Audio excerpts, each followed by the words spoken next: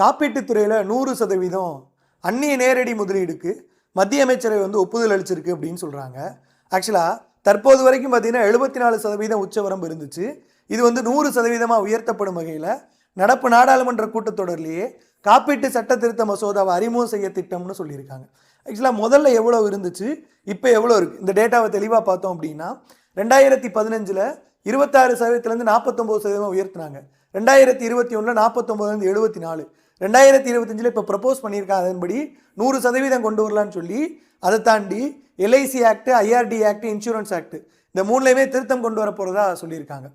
Rises FDA cap from 74 to 100% in Indian insurance companies aims to attract long-term foreign capital, enhance insurance penetration, promote technology transfer and support the goal of insurance for all by 2047. இதில் நமக்கு தெரிஞ்சுக்க வேண்டியது இந்த data. Insurance for all அப்படிங்கிறது 2047 அப்படிங்கிறது deadline year. இதையும் ஞாபகம் வச்சுக்கோங்க. காலக் அகாடமியோட GS பேட்ச் 1899, தமிழ் பேட்ச் 1333. கோர்ஸ் பர்ச்சேஸ் பண்ணுறதுக்கு முன்னாடி கூப்பன் கோட் யூஸ் பண்ணிக்கோங்க. தேங்க்யூ.